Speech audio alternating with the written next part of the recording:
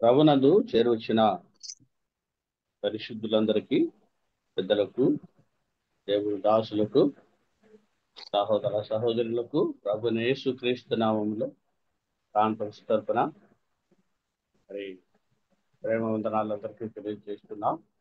కూడిక ప్రారంభించి 4544వ రోజున మనం చేరువచ్చి ఉండగా ఇంతవరకు ప్రభు తన మహాకృప బట్టి చక్కగా నిర్వహించడానికి చూపాడు.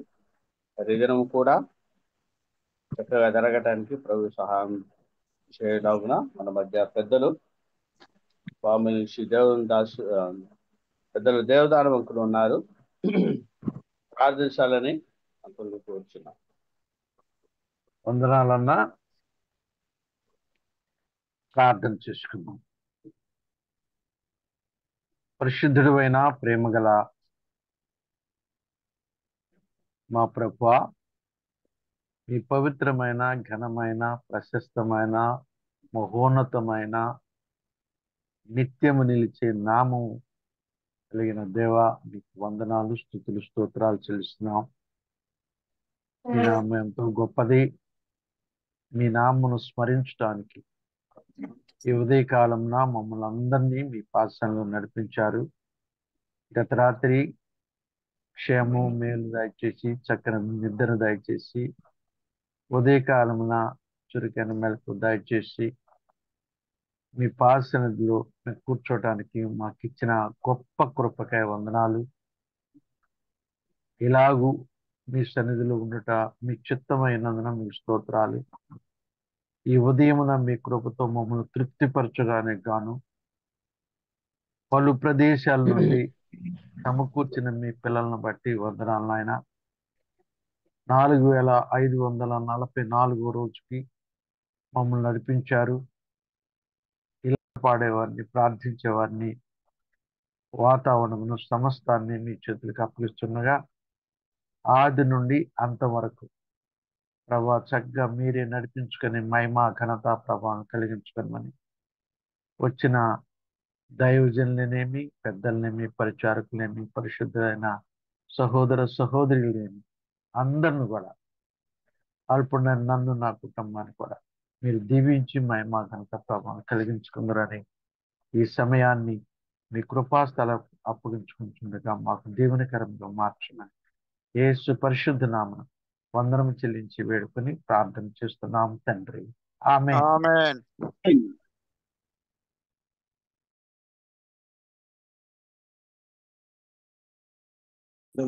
అన్మ్యూట్ అవ్వండి. మంచిది. ప్రార్థించిన పెద్దలు దేవదాన అంకులకి ప్రేమ వందనాలు. సమయంలో మన మధ్య వందనం పాడు నుంచి దేవుని దాసులు మరేదాస్ అన్న ఉన్నారు. పల్లవి 2 చరణాలు పాడి వినిపిస్తారు. ఈశ్వరము వినిపించు ప్రభువా, నీ దాసుడాలాకించు. నీశ్వరము వినిపించు ప్రభువా, నీ దాసుడాలాకించు. నీ వాక్యమును నేర్పించు, దాని యందు నడుచునట్లు నీతో. నీ వాక్యమును నేర్పించు, దాని యందు నడుచునట్లు నీతో. నీ స్వరము వినిపించు ప్రభువా, నీ దాసుడాలాకించున్. ఉదయమునే లేచి నీ స్వరము వినుట నాకు ఎంతో మధురము. ఉదయమునే లేచి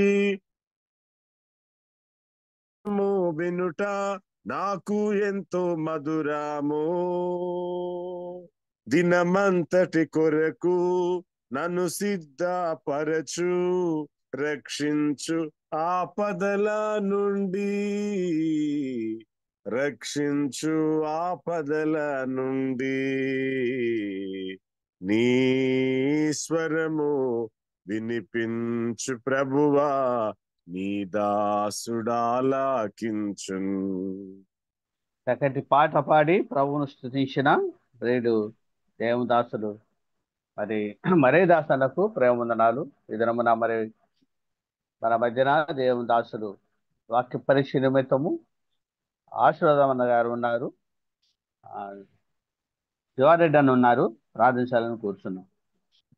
మమ్మల్ని మిక్కిలిగా ప్రేమించిన మా ప్రియ పరలోక తండ్రి, మహోన్నతుడమైన దేవ, సర్వాధికారి అయిన మా తండ్రి, నీకు స్తోత్రములు వందనాలనైనా. ఇదిగో నా తండ్రి, నీ ప్రియ కుమారుడు మా రక్షకుడైన యేసుక్రీస్తు నామమున నీవు మాకిచ్చిన రక్షణను బట్టి నీకు స్తోత్రములు చెల్లించుకుంటున్నాం ప్రభువా. ఉదయకాలంలో వేకువనే నా తండ్రి ఈ జూమ్ లో చేరుకుని మా ప్రభువా మేమందరం ఇలాగున కలుసుకొని మా తండ్రి, ఇదిగో నైనా మరి మా ప్రభువా నేను ఈ సత్యవాక్యాన్ని మరి మా ప్రభువా నీ దాసుల ద్వారా తండ్రి మాకు వినిపింపజేస్తున్నందుకే నీ స్తోత్రములు మరి విని ఆలోకించడానికి కృప చూపించు తండ్రి, నీ స్తోత్రాలు. ఆ ప్రకారం జీవించడానికి సహాయం దయచేయండి. ఈ కార్యక్రమం అంతటిని మరి మా ప్రభువా నీ కృపలో మరి మధ్యనే భద్రపరిచినైతే ప్రతి ఆటంకం నుంచి ప్రతి అయినా మరి మా ప్రభువా నా తండ్రి, నీవే ఎటువంటి అయినా మరి ఆటంకం లేక తీసివేసినైనా ఈ కార్యక్రమం అంతటినే మరి మా ప్రభువా నా తండ్రి నా మహిమార్థమై జరిగించు. ప్రార్థించిన శివారెడ్డినకు ప్రేమవందనాలు. మన మధ్య పెద్దలు మరి దేవదాసులు ఆశీర్వాదన్న గారు ఉన్నారు, వాక్య పరీక్ష నిమిత్తము. అన్నకు సమయాన్ని అప్పగిస్తున్నాం. 6 గంటల దాకా సమయం ఉన్నది కాబట్టి అన్న వాక్య పరీక్ష జరిగించాలని అన్నను కూర్చున్నాం. వందనాలన్నా.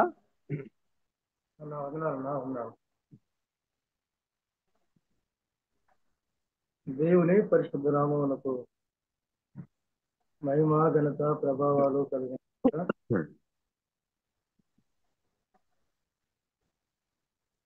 ఈ జూమ్ యాప్ పరిచర్యలో చేరి వచ్చినటువంటి సోదరి సోదరులందరికీ, ఈ కార్యక్రమాన్ని నడిపిస్తా ఉన్నటువంటి మన ప్రియులు శివదాసన్న గారికి, పాటలు పాడి ప్రార్థన చేసి సహకరించిన ప్రియులకు, కార్యనిర్వాహకులు మన ప్రియులు బందోబస్తు గారికి, సహకరిస్తున్న ప్రతి ఒక్కరికి కూడా యేసుక్రీస్తు వారి పరిశుద్ధ నామంలో మేము వందనాలు తెలియపరుస్తూ ఉన్నాను. ఉదయకాల వేళలో మత్తయి సువార్త 23వ అధ్యాయం 37వ వచనం నుండి చదువుకుందాం. యెరూషలేమా యెరూషలేమా, ప్రవక్తలను చంపుతూ నీ యొద్దకు పంపబడిన వారిని రాళ్లతో కొట్టుతూ ఉండుదానా?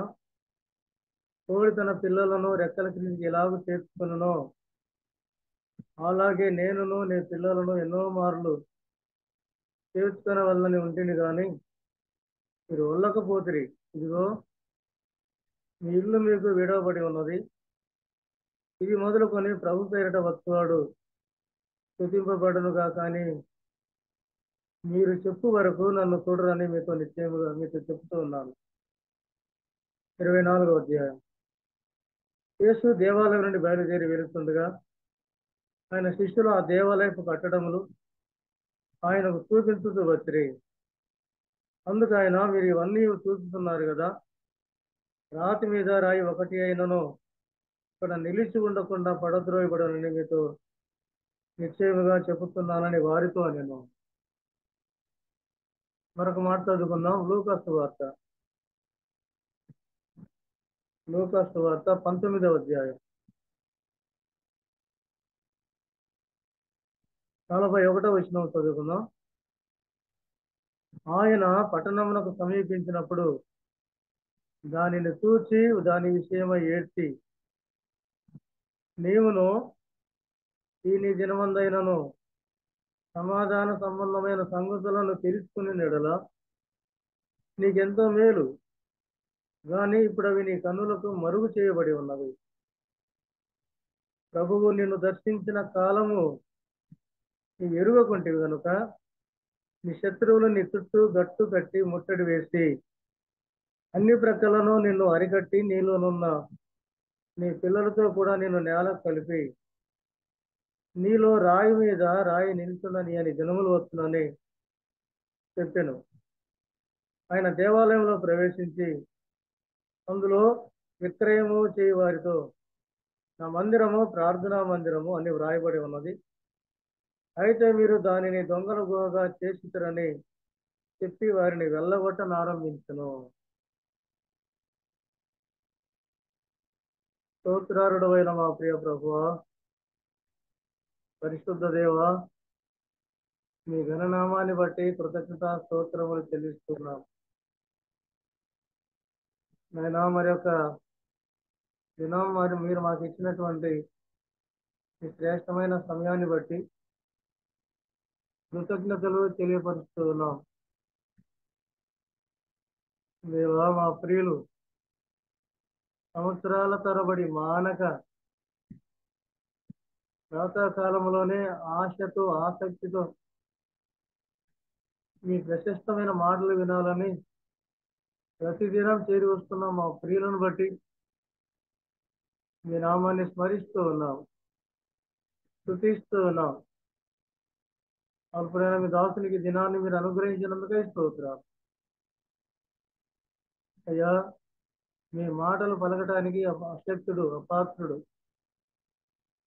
మీ సిలువ చెంత మరుగుపరచండి, మీ మాటలకు బోరుగా వాడుకుందరని ముందున్న సమయాన్ని మీ బలిష్టమైన హస్తాలకు ఎత్తి పట్టుకుంటూ ప్రభువును రక్షకుడు యేసుక్రీస్తు వారి పేరిట స్తోత్రములు చెల్లించుకుంటూ ప్రార్థన చేసి వేడుకుంటా ఉన్నాము తండ్రి, ఆమేన్. పేరు వచ్చిన ప్రియ సోదరి సోదరులరా, ఉదయకాలం మనం 2 సందర్భాల్లో మనం చదువుకున్నటువంటి వర్తమానము అనేక సందర్భాల్లో మనం విన్నటువంటి సంగతులే. అయినా కూడా మరొకసారి మన యాత్రా జీవితానికి,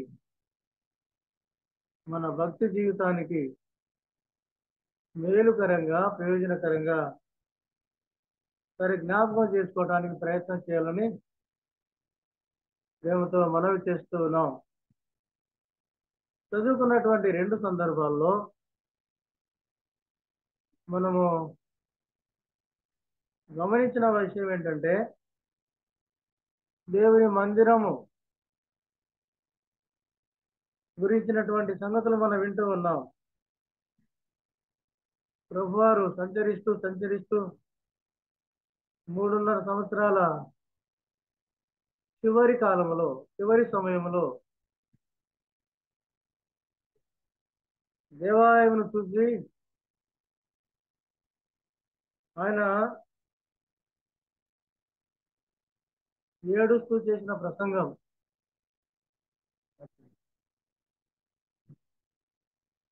ఆయన చేసిన ప్రసంగాన్ని మనం వింటూ ఉన్నాం. ఆ ప్రసంగం ఎలా చేశాడో, అందులో మన ఉద్దేశం ఏంటో, అందులో మనం ఏం నేర్చుకోవాలో సరే ఆ సంగతులన్నీ మనము గమనించవలసినటువంటి వారంగా ఉన్నాం. అలాగైతే చివరిలో ఆయన ఏడుస్తూ చేసినటువంటి ప్రసంగాన్ని మనం చదువుకున్నాం. సరే, ఆయన శరీరధారిగా ఉన్నటువంటి దినాల్లో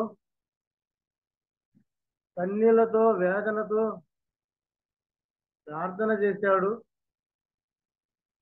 ఆయన ప్రసంగాలు కూడా, ఆయన చేసినటువంటి బోధ కూడా ఆయన సంతోషంగా చేసిన వాడు కాదు. ఆయన పిట్ట కథలు చెప్పుకుంటూ, నవ్వించుకుంటూ కదండి మనుషుల మెప్పును కోరిన వాడు కాదు. మనుషుల యొక్క మెప్పు కోరి ప్రసంగం చేసిన వాడు కాదు. ఆయన కఠినముగా ప్రసంగం చేసిన వాడు, బోధించిన వాడు, అర్థవంతంగా ఆయన పిల్లరా ఆ రీతిగా బోధించిన వాడుగా మనం చూస్తూ ఉన్నాం. ఈ ప్రసంగము కూడా ఆయన గాడిద మీద ఊరేగించుకుంటూ వస్తున్న సందర్భంలో చేసిన మహాద్భుతమైనటువంటి ప్రసంగముగా మనము గమనిస్తూ ఉన్నాం కదండి. వారు అంటూ ఉన్నారు శిష్యులు, ఆయనను దారి పొడుగున బట్టలు చెట్ల కొమ్మలు నరికి హోసన్నా జయము, హోసన్నా జయము, దావీదు కుమారుడికి జయమని ఘనపరుస్తూ వస్తూ ఉన్నారు, సంతోషంతో వస్తూ ఉన్నారు.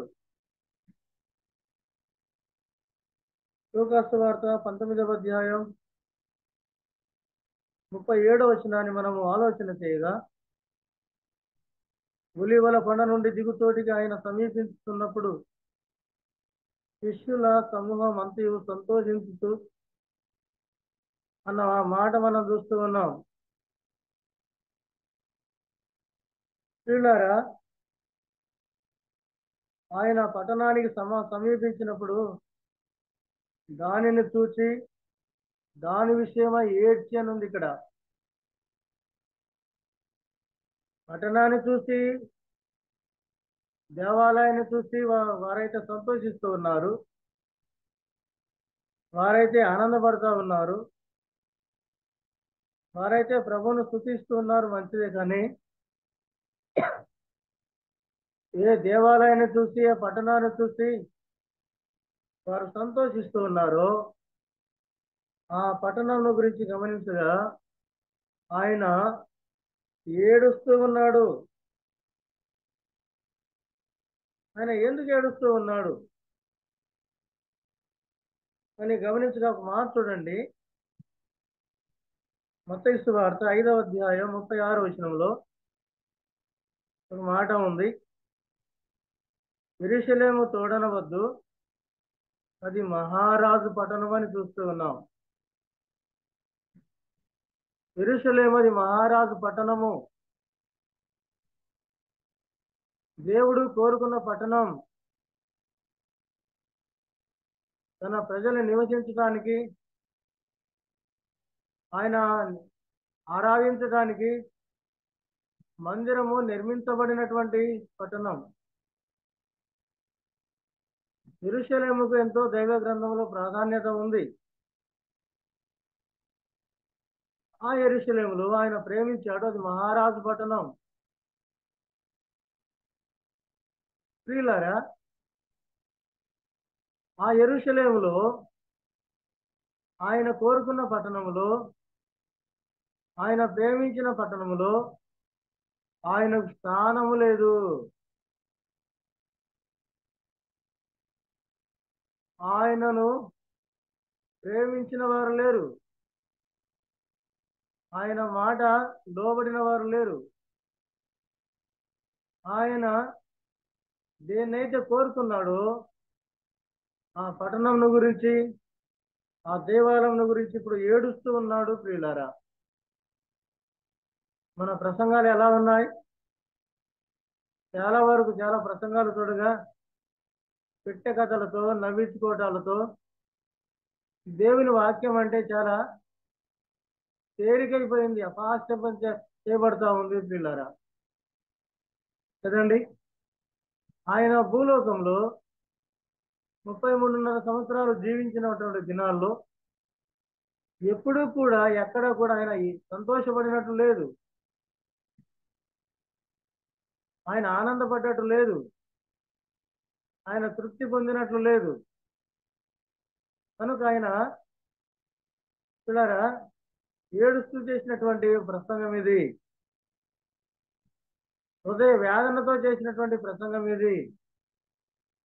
దేవుని ప్రసంగం అంటే హృదయ వేదనతో సంఘ క్షేమం కొరకై, ఆత్మల క్షేమాభివృద్ధి కొరకై, ఆత్మల రక్షణ కొరకై చేయవలసినటువంటి అవసరత ఎంతైనా ఉంది. వారైతే ఆ పై రూపాన్ని చూసి సంతోషపడతా ఉన్నారు. వాస్తవమే, ఆ దేవాలయాన్ని 36 సంవత్సరాలు నిర్మించారు చాలా అద్భుతంగా. ఒకవేళ ఆ దేవాలయం నేడు ఉంటే ప్రపంచ ఆ 8 వింతల్లో ఈ ప్రథమ వింత ఉండేది. బంగారంతో నిర్మించబడినటువంటి మందిరం, స్వర్ణ దేవాలయం అది కదండి. అట్లాగా దేవుని ఆరాధించడానికి దేవుడు కోరుకున్న పట్టణంలో వారు నిర్మించుకున్నటువంటి దేవాలయము ఈనాడు ఎలాగ మారిపోయింది. దాన్ని దొంగల గుహగా చేశారు అంటా ఉన్నాడు ప్రభువారు. దానిని దొంగల గుహగా చేశారు అంటా ఉన్నాడు. అది వ్యాపార నిలయంగా, కేంద్రంగా మార్చబడింది. దేవుణ్ణి ఆరాధించే స్థలములో, దేవుణ్ణి కలుసుకునే స్థలములో, మనస్సు విప్పి దేవునితో మాట్లాడే సందర్భంలో ఆ స్థలములో వ్యాపారానికి కేంద్రం అయిపోయింది కదా. ఆ దేవాలయాన్ని చూసి వారైతే సంతోషపడుతూ ఉన్నారు. ఏ దేవాలయాన్ని చూసి వారు సంతోషపడుతూ ఉన్నారో ఆ దేవాలయాన్ని చూసి ఆయన ఏడుస్తూ ఉన్నాడు, దుఃఖపడుతూ ఉన్నాడు. కల్వరి శిలువలో ఆయన తన ప్రాణం పెట్టేటప్పుడు ఏడవలేదు కానీ, దుఃఖపడలేదు కానీ, బాధపడలేదు కానీ, రాబోయే దినాల్లో యెరూషలేముకు జరగబోయేటువంటి ఆ నష్టాన్ని, రాతి మీద రాయి కూడా ఉండకుండా పోతుందన్నటువంటి మాటలు వింటూ ఉంటే ఎంత హృదయకరం, ఎంత బాధాకరం, ఎంత ఆశ్చర్యకరం ప్రియులారా. మరొక మాట కూడా చూసుకుందాం, చదువుదాం. నెహెమ్యా గ్రంథం 8వ అధ్యాయం. నెహెమ్యా గ్రంథం 8వ అధ్యాయం 8, 9 వచనాలను చదువుకుందాం. 8, 9 వచనాలు. అటువలనే వారు దేవుని గ్రంథమును స్పష్టముగా చదివి వినిపించి జనులు బాగుగా గ్రహించినట్లు దానికి అర్థము చెప్పిరి. జనులందరూ ధర్మశాస్త్ర గ్రంథపు మాటలు విని ఏడవ మొదలు పెట్టగా అధికారి అయిన నెహెమ్యాయు, యాజకుడును, శాస్త్రీయును ఎజ్రాయును జనులకు బోధించు లేవీయులను మీరు దుఃఖపడవద్దు, ఏడవవద్దు అంటా ఉన్నాడు ఇక్కడ. ఈ దినము మీ దేవుడైన యెహోవాకు ప్రతిష్ఠిత దినమని జనులతో చెప్పిరి. కూల్చబడినటువంటి దేవాలయం గురించినటువంటి సందర్భంలో చూడారా, తిరిగి పునర్నిర్మాణం చేయిస్తున్నటువంటి సందర్భాల్లో ఎజ్రా ఏం చేస్తా ఉన్నాడండి? దేవుని గ్రంథాన్ని, ధర్మశాస్త్ర గ్రంథాన్ని వారికి బోధిస్తూ ఉన్నాడు. వానికి వినిపిస్తూ ఉండగా మరేం చేస్తా ఉన్నారు? ఎట్లా వినిపిస్తూ ఉన్నాడండి? స్పష్టముగా జనులు చదివి వినిపించి జనులు బాగుగా గ్రహించినట్లు వారికి అర్థము చెప్పిరి. దైవ గ్రంథాన్ని ఎట్లా బోధించాలి? పిల్లరా, ఆలోచన చేద్దాం. దైవ గ్రంథాన్ని చదువుతూ ఉంటే, దైవ గ్రంథాన్ని వినిపిస్తూ ఉంటే, దైవ గ్రంథ మాటలు మనము తెలియపరుస్తూ ఉండగా పిల్లరా, నేటి దినాల్లో కూడా ఈ జూమ్ యాప్లలో కూడా ఆన్ చేసుకొని వీడియో ఆఫ్ చేసుకొని నిద్రపోయేవారు ఉన్నారు, పరధ్యానంగా ఉండేవారు ఉన్నారు. అది కొద్దిమంది మాత్రమే శ్రద్ధగా ఆలకించేవారు ఉన్నారు. దేవుని మందిరాల్లోకి వెళుతూ ఉన్నాం. దేవుని మందిరాలకు వెళుతూ ఉన్నటువంటి మనం దేవుని వాక్యాలు బోధిస్తూ ఉండగా దేవుని వాక్యాలకు ప్రాధాన్యత లేని దినాల్లో మనం ఉన్నాం. దేవుని మాటల మీద శ్రద్ధ లేని దినాలు మనం ఉన్నాం. దేవుని మాటల కంటే ఎక్కువగా దేనికి ప్రయారిటీ ఇస్తూ ఉన్నామండి? సెల్ ఫోన్కు ప్రాధాన్యత ఇస్తూ ఉన్నాం కదా. వారు దేవుని మాటలు ధర్మశాస్త్ర గ్రంథాన్ని స్పష్టంగా చదివి వినిపిస్తూ ఉండగా వారు ఏడ్చినట్టుగా మనం చూస్తూ ఉన్నాం. ధర్మశాస్త్ర గ్రంథాన్ని వారు అది రద్దు చేయబడేటువంటి గ్రంథం. ఆ మాటలు వింటుంటే హృదయంలో వేదన రావాలి, హృదయంలో దుఃఖం రావాలి, హృదయంలో పడవబడాలి కదండి. దేవుని మాటలు రెండంతులు కలిగిన ఖడ్గమని సెలవిస్తా ఉంది హెబ్రీ పత్రికలో. ఆ దేవుని మాటలు మనకు ఎట్లా ఉన్నాయి, ఎట్లా మనము రిసీవ్ చేసుకుంటూ ఉన్నాం పిల్లరా గమనించండి.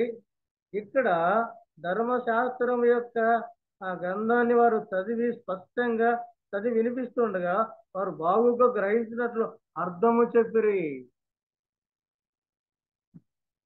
నేటి దినాల్లో వాక్యోపదేశకులమైన మన చెప్పుకునే ధోరణిలో మార్పు రావాలి. సోదరి సోదరులు వినగలుగుతూ ఉన్నారా? వినగలిగేటట్టు మనం చెప్పగలుగుతూ ఉన్నామా? అర్థమయ్యేటట్టు చెప్పగలుగుతూ ఉన్నామా? వారిని దేవుని వైపు ఆకర్షింపజేస్తూ ఉన్నామా? లేక మన ధోరణిలో మనం చెప్పుకొని వదిలేస్తూ ఉన్నామా? సంవత్సరాల తరబడి చెప్తూ ఉన్నా కూడా ఎట్లా దేవుని వాక్యాన్ని, దేవుని గ్రంథాన్ని మనం విభజించే వారంగా ఉండాలి. నేడు దేవుని వాక్యం అంటే చాలా తేలికైపోయింది పిల్లారా. యూట్యూబుల్లో కదా, రకరకాల మాధ్యమాలు చాలా తేలికైంది. ఇప్పుడు దేవుని వాక్యం చెప్పడం ఒక 5-10 నిమిషాల్లో చెప్పడానికి సిద్ధపడుతూ ఉన్నారు. ప్రారంభ దినాల్లో దేవుని వాక్యం బోధించాలంటే పిల్లరా మాటి మాటికి చదివేవారు, మోకాళ్ళ మీద ప్రార్థన చేసేవారు. ఉందా విధానం? దేవుని సహాయం కొరకై, దేవుని నడిమింపు కొరకై వారు ఎంతో ప్రయాసపడేవారు, ఆత్మల భారం కలిగి. పిల్లరా నేడు యాంత్రికమైపోయింది. భక్తులు మనకు మాదిరిగా ఉండుగాక, ప్రభువే మనకు మాదిరిగా ఉండుగాక కదండి. అలాగైతే మనం గమనిస్తూ ఉన్నాం, దేవుని వాక్యాన్ని బోధిస్తున్న సందర్భంలో పేపర్ల మీద రాసుకోవడం తప్పు కాదు కానీ పేపర్ల కంటే ముఖ్యంగా మన హృదయంలో దేవుని వాక్యం ఉండాలి. మనం ఏం చెప్పగలుగుతా ఉన్నామో, ఏం చెప్పాలో, ప్రభు ఏది మనకు ప్రేరేపించాడో అది మన హృదయంలో నిక్షిప్తమై ఉండాలి. హృదయంలో నుండి దేవుని వాక్యం రావాలి, పెదాల నుండి కాదు, పేపర్ నుండి కాదు, యూట్యూబ్లో నుండి కాదు, ఆయా మాధ్యమాల ద్వారా కాదు పిల్లారా.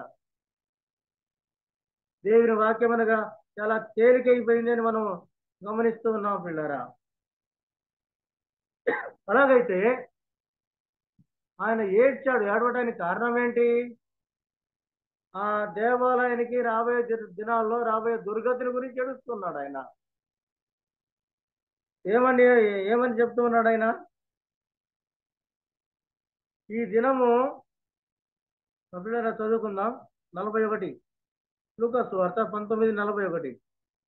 ఆయన పట్టణమును సమీపించినప్పుడు దానిని చూచి దాని విషయమై ఏడ్చి, నీవును నీ దినమందైనను సమాధాన సంబంధమైన సంగతులను తెలుసుకునేలా నీకెంతో మేలు అని, ఇప్పుడు అవి నీ కన్నులకు మరుగు చేయబడి ఉన్నవి. ప్రభు నిన్ను దర్శించిన కాలము నీవు ఎరుగకుంటివి గనుక నీ శత్రువులు నీ చుట్టూ గట్టు కట్టి ముట్టడి వేసి అన్ని ప్రక్కలను నిన్ను అరికట్టి నీలోనున్న నీ పిల్లలతో కూడా నిన్ను నేల కలిపి నీలో రాతి మీద రాయి నిలిచుండని అని దినములు వస్తున్నాని చెప్పాను. ఈ మాటలన్నీ మనం గమనిస్తుండగా ఎంత భయాన్ని కలిగిస్తూ ఉన్నాయి, ఎంత ఆందోళన కలిగిస్తూ ఉన్నాయి పిల్లరా కదండి. అలాగైతే ఆయన దాని గురించి ఎలా ఏడ్చాడో, ఎంత బాధపడ్డాడో నేడు దినాల్లో రాయి మీద రాయి నిలవని స్థితిని మనం చూస్తూ ఉన్నాం.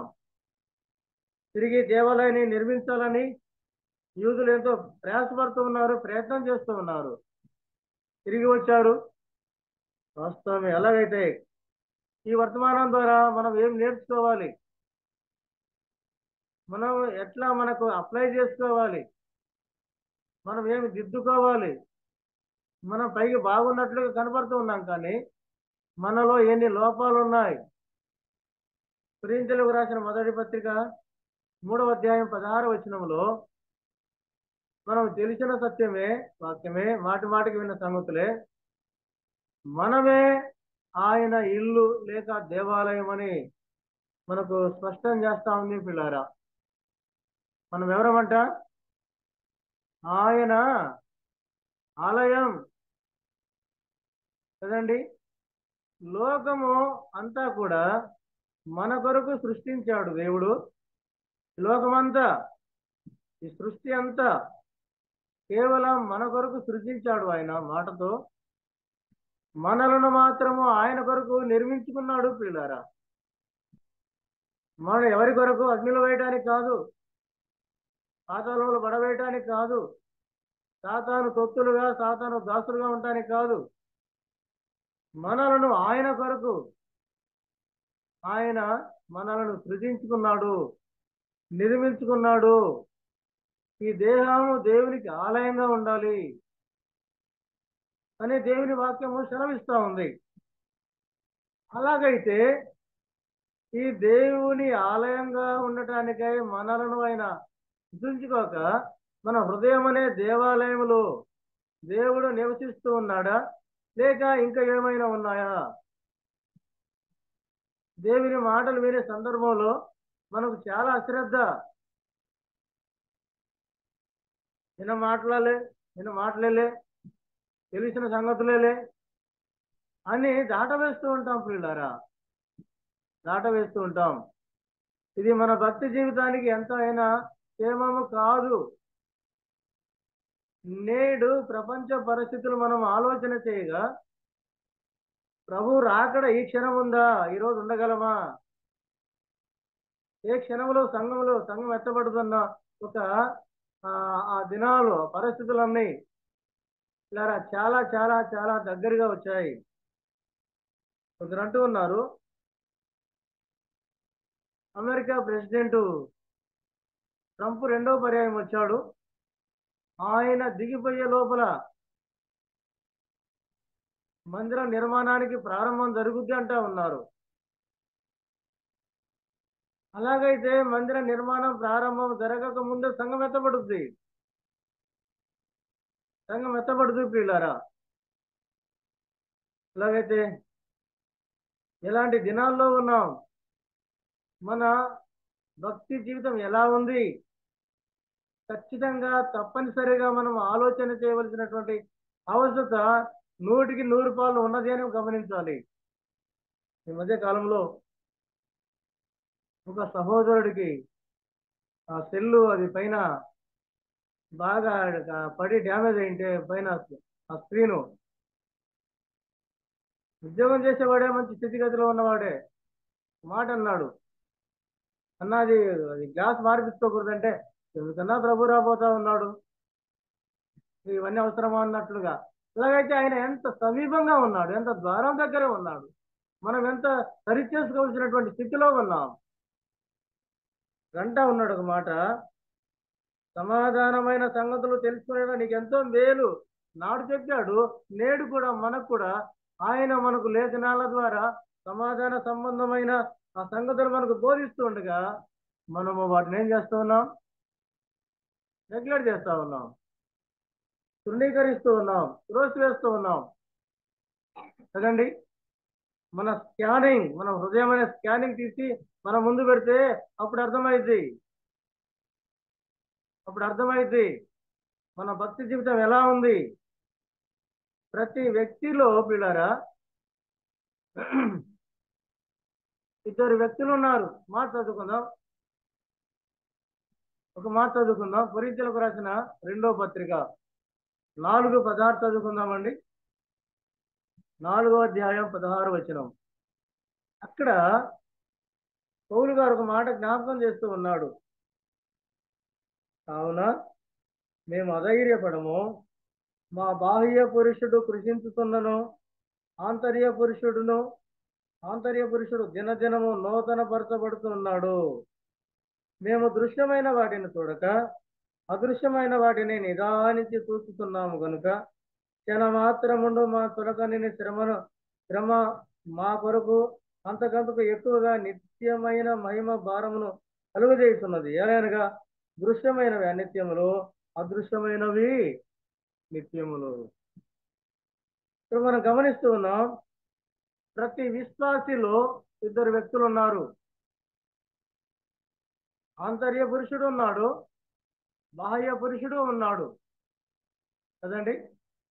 అలాగైతే మన బాహ్య సంబంధమైన ఈ పురుషుడు ఏ స్థితిలో ఉన్నా కదండి, అంత అంగవైకల్యం ఉన్నా ఎలా ఉన్నా కూడా ఆంతరంగంలో ఆంతర్య పురుషుడు ఎలా ఉండాలంట. ఇక్కడ పౌలు అంటా ఉన్నాడు. పౌలు ఆయన గురించి ఇచ్చినటువంటి ఒక మంచి స్టేట్మెంట్ మనం చూస్తూ ఉన్నాం. మా బాహ్య పురుషుడు కృషించుతున్నను, ఆంతర్య పురుషుడు దినదినము నూతన పరచబడుతూ ఉన్నాడు. ఈ మాట మనకు ఒక సవాలుతో కూడుకున్న మాట. వందల వేల ప్రసంగాలు వింటూ ఉన్నాం, కానీ మనలో బాహ్య సంబంధమైనటువంటి లక్షణాలు నేటికి పోలేదు. అబద్ధాలు పోయాయా? స్వార్థం పోయిందా? ఇలా యథార్థంగా మనం మాట్లాడడానికి ప్రయత్నం చేద్దాం. మనలో దొంగలున్నారు, ఆంతర్య పురుషుడు మన హృదయంలో, మన భక్తి జీవితంలో పిల్లారా గమనించినప్పుడు శత్రువు మనల్ని ఏం చేశాడు? వీటి ద్వారా మనల్ని పిల్లరా శరీర తత్వంలోకి వాడు ఈడుస్తూ ఉన్నాడు మనల్ని. పౌలు ఎంత చక్కగా స్టేట్మెంట్ ఇస్తూ ఉన్నాడు. మా బాహ్య పురుషుడు కురించిపోతూ ఉన్నా కూడా ఆంతర్య పురుషుడు దినదినము కదా నూతన పరచబడుతూ ఉన్నాము. దినదినము నూతన పరుస్తూ ఉన్నామా? కొందరు భక్తి జీవితాన్ని చూస్తే లోకస్తులు ఎలా ఉన్నారో కొంతైనా మార్పు లేని స్థితి, స్వార్థం, అసూయ, ద్వేషం కదండి. వాటిని ఏమాత్రము మనము వాటి బారిలో నుండి తప్పించుకోలేని స్థితిలోకి వెళ్ళిపోయాం. వాటి ద్వారా మనం ఏలుబడి చేస్తా ఉన్నామని గ్రహించని అంధత్వంలోకి వెళ్ళిపోయాం.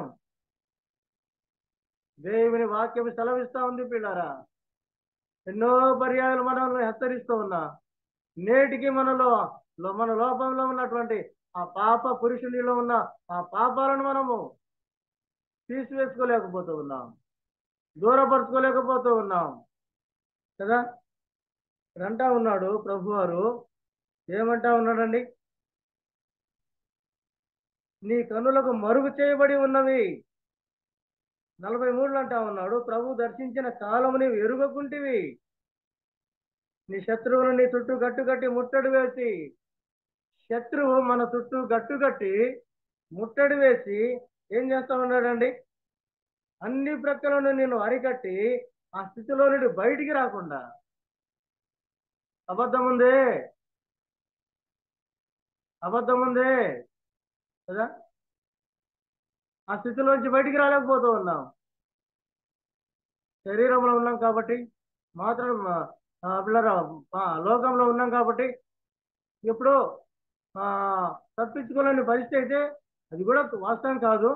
అయితే దానికి ఒక మాటికి అబద్ధాలు ఆడే క్రైస్తవులు, సంఘ పెద్దలు, సేవకులమేనా, పెద్దలమేనా? ఉందే మనలో మార్పు? నేను ఈరోజు అబద్ధమా లేదని చెప్పగలమా? ధైర్యం ఉందా మనకు? ఇలా గట్టి సాతాను మనల్ని అందులో ఆ స్థితిలో నుండి బయటికి రాకుండా వాడు ఏం చేస్తా ఉన్నాడు గ్రహించలేని స్థితిలోకి ఉన్నాం. చివరి దినాల్లో, రాకడ దినాల్లో, ఎత్తబడి దినాల్లో, ప్రభు యొక్క న్యాయపీఠం దగ్గర నిలబడబోయే దినాల్లో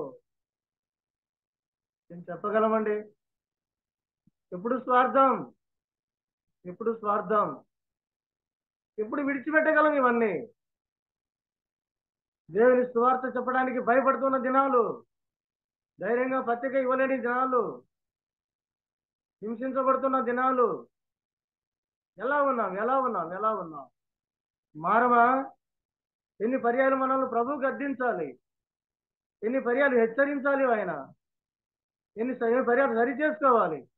పార్టీతత్వం, కులతత్వం కదండి మనలో పేటరేగిపోతూ ఉన్నాయి, మనలో పేటరేగిపోతూ ఉన్నాయి.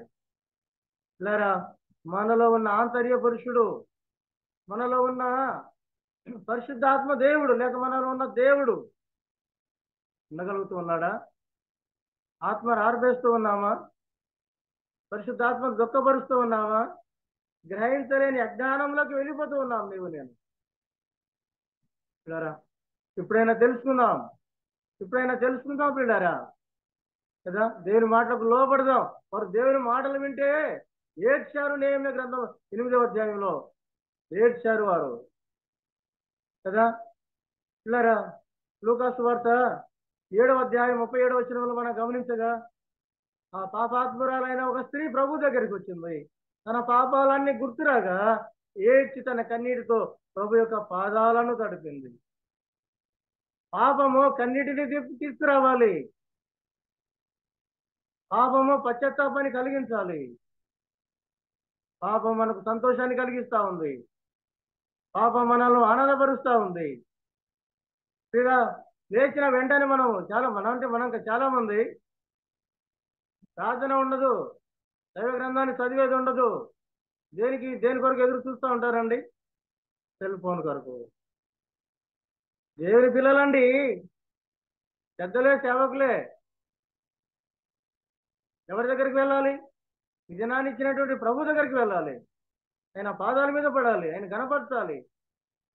అయ్యా ఈ దినం అనుగ్రహించినందుకే దేవాస్తోత్రములు, ఈ రక్షణ ఇచ్చినందుకే దేవాస్తోత్రములు. ఉందా? సెల్ ఎక్కడ ఉంది? మొబైల్ ఎక్కడ ఉంది? దేవుని మందిరంలో కూడా, వాక్యం చెప్తున్న సందర్భంలో కూడా, ఆరాధన సందర్భంలో కూడా మొబైల్ తీసుకొని చాటింగ్ చేసేవారు ఎంతమంది లేరు? క్రైస్తవ జీవితం, భక్తి జీవితం ఎంత తేలికైపోయింది, ఎంత విచారకరమైనటువంటి స్థితిలో కొట్టుకుపోతా ఉంది. అంటా ఉన్నాడు, ప్రభు నేను దర్శించిన కాలమున నీవు ఎరుగకుంటివి. అయినా ప్రేమ కలిగిన ప్రభు మనల్ని దర్శిస్తూ ఉన్నాడు, మనల్ని హెచ్చరిస్తూ ఉన్నాడు, ఇలారా మనకు జ్ఞాపకం చేస్తూ ఉన్నాడు.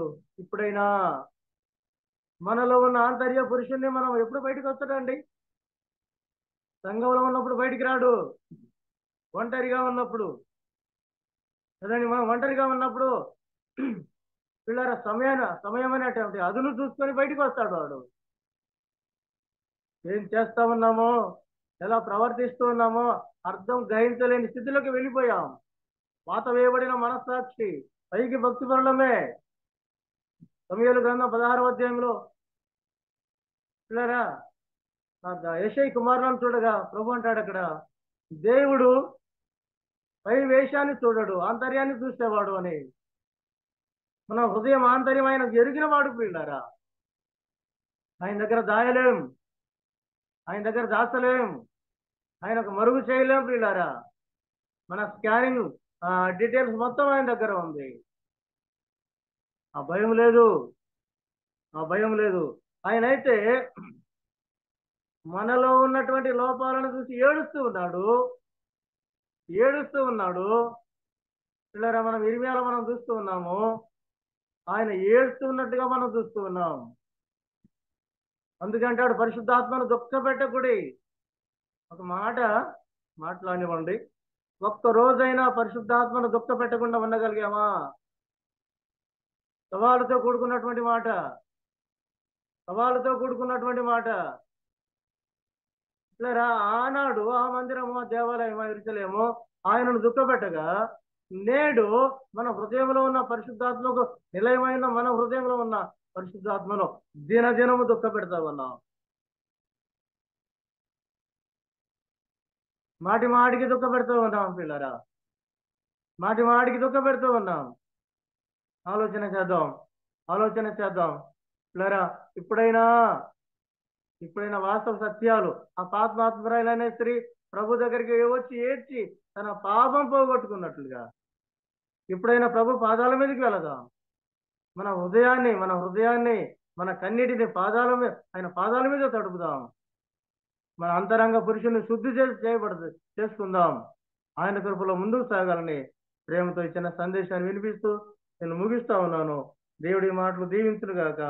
అవకాశం ఇచ్చినటువంటి బర్నబాస్ గారికి, కార్యక్రమాన్ని నడిపిస్తున్న ప్రభుదాసన్న గారికి, చేరి వచ్చిన ప్రతి ఒక్కరికి కూడా ప్రేమ వందనాలు తెలియపరుస్తూ సెలవు తీసుకుంటా ఉన్నాను. కోబాటు ప్రభుదాసన్న, వందనాలు. వందనాలన్నా.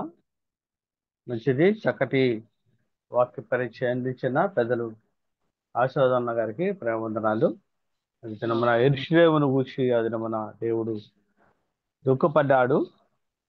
ఇప్పుడు మనల్ని గూర్చి ఆయన దుఃఖపడుతూ ఉన్నాడు అనే విషయాలు స్పష్టంగా అర్థమయ్యే విధంగా ఆయన తెలియజేశాడు. గ్రహించి వాక్యం నిదానంగా ధ్యానిస్తే ఆయన మన కోసం దుఃఖపడుతున్నాడు. ఎందుకంటే మనం ఆయన ఆలయమై ఉన్నాం, ఆయన ఇండ్లై ఉన్నాం. కాబట్టి ఇది పాడైపోతుంది. లోకములో ఉండి లోకరీతిగా నడుస్తున్నారు. లోకమును సంతోషపరిచే వారంగా ఉన్నామే కానీ ప్రభువుని మహిమపరిచే వారము కాకుండా ప్రభువుకు మన హృదయాలు దూరంగా ఉన్నాయని ఆయన మన కొరకు దుఃఖపడుతున్నాడనే విషయాన్ని మరి వాక్యానుసారంగా ఆయన మన మధ్యకు తీసుకొచ్చాడు. మనం సరి చేసుకుందాం. ప్రభువుని మహిమపరిచే వారముగా, ప్రభువుని సంతోషపరిచే వారముగా ఉండాలని వాక్యం ద్వారా హెచ్చరింపబడ్డాం. మంచిది. మంచి వాక్యం అందించిన దేవదాసుడు ఆశీర్వాదాలకు మరొకసారి ఈ జూమ్ తరపున ప్రేమ వందనాలు తెలియజేస్తున్నాం. మనం ప్రార్థన చేయాలనుకుంటున్నాం. తండ్రి పరిశుద్ధుడా, మీకు స్తోత్రాలు వందనాలు చెల్లిస్తున్నాం. మీ దయను బట్టి, మీ ప్రేమను బట్టి నాయన, మీ దాసులు పెద్దలు మా ప్రియులు ఆశీర్వాదంగా మీ పక్షంగా నిలబెట్టుకొని మీరు వాడుకున్నందుకై మీకు స్తోత్రాలు చెల్లిస్తున్నాం.